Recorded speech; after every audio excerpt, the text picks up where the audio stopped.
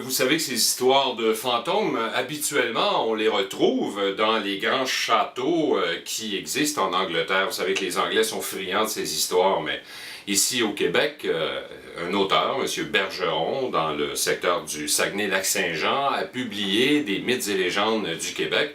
Et habituellement, lui-même, dans ses textes, associe la présence de fantômes dans des maisons hantées.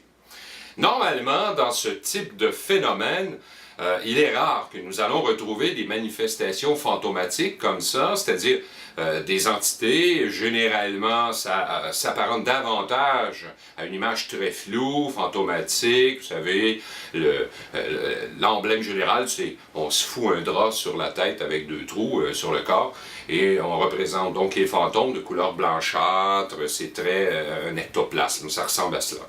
Sauf que dans le cas présent, dans le parc des Laurentides, c'est-à-dire, vous savez, ce parc national du gouvernement du Québec qui se situe entre la ville de Québec et le Saguenay-Lac-Saint-Jean, sur la route 175, il s'est produit quelque chose là-bas d'absolument extraordinaire.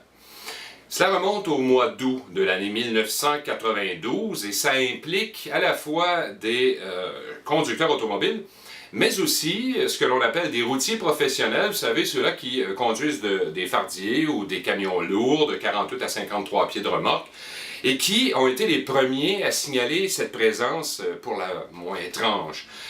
D'ailleurs, ce sont les tout premiers journalistes du secteur Saguenay-Lac-Saint-Jean qui nous rapportent cette information. La voici, je vous la résume. La première histoire implique un chauffeur comme ça, un routier professionnel dans un semi-remorque. Nous sommes dans une nuit du mois d'août, la date précise est inconnue. L'année 1992, il voit sur le bas-côté de la route une dame qui marche, une jeune fille dans la vingtaine, qui est vêtue seulement d'un jeans et d'une camisole blanche, et qui marche sur le bas-côté de la route, faisant de l'autostop. Vous savez qu'habituellement, les camionneurs n'ont pas le droit de faire monter des autostoppeurs à bord de leur véhicule. Question d'assurance. Mais certains de ces routiers sont propriétaires de leur propre camion, tracteur, c'est-à-dire, et eux se permettent parfois de laisser monter à bord des autostoppeurs, des autostoppeuses. Mais avouez que lorsqu'il est 23h minuit, dans un parc aussi isolé que celui des Laurentides, c'est quand même étrange de retrouver là une fille seule sur le bas-côté de la route. Alors, bon samaritain, ce camionneur laisse monter cette jeune dame qui lui tend un papier sur lequel apparaît une adresse. À peine a-t-il le temps de se retourner pour déposer cette adresse dans un des petits coffres plastifiés à l'intérieur de ce qu'on appelle le tableau de bord. Il se retourne, la dame a disparu totalement. Alors évidemment, il descend de son camion, regarde partout, il crie « Madame, Madame », mais elle est totalement disparue. Commence ici l'intrigue, parce qu'il est extraordinaire dans cette affaire, c'est qu'il va, à partir de l'adresse qui apparaît sur le papier, se rendre où ça mène, et c'est à l'endroit, à Québec, qu'il va arriver comme ça chez un couple, un homme et une femme, d'un certain âge, qui va leur confirmer qu'ils ont perdu leur fille dans un accident automobile dans le parc des Laurentides, 3 années plus tôt. J'en ai des frissons. Imaginez, nous sommes en 92 pour l'article du journal, ce qui veut dire que cette jeune fille serait morte en 89 au courant de l'été. Pourquoi se manifeste-t-elle à cet endroit? Est-ce que c'est pour avertir des gens qui circulent sur la 175 de ralentir? Est-ce que l'endroit est dangereux? À tout le moins, ce qu'on peut se poser comme question, c'est que généralement, les fantômes viennent nous aviser d'un danger.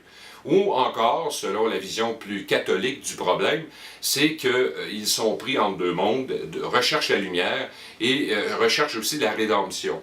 Et veulent à ce moment-là se faire pardonner quelque chose. Ce qui serait intéressant ici, et là je me rapproche beaucoup des hypothèses de travail au niveau du phénomène des ovnis. Vous savez, ma fameuse hypothèse des corridors spatio-temporels, il y a deux choses qu'on pourrait vérifier qui seraient ici extraordinairement importantes. D'abord, vérifier cette adresse, rencontrer, et j'espère en cela que les parents de cette jeune fille impliquée pourraient se manifester à travers cette chronique, et que l'on puisse la rencontrer ses parents pour qu'on puisse vérifier au niveau graphologique l'écriture, s'il s'agit bien de la même écriture que leur fille portée disparue, et peut-être aller installer des caméras à détection de mouvement.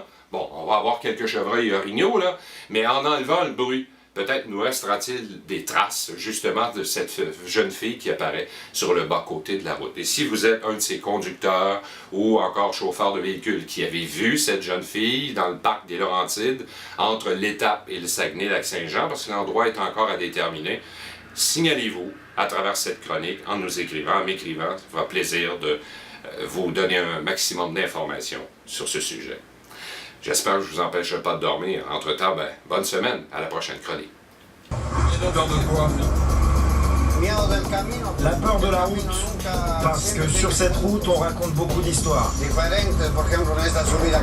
Par exemple, dans cette montée qu'on va prendre, on dit qu'il y a une femme qui marche toujours le long de la route. Et quand tu arrives près d'elle, elle disparaît.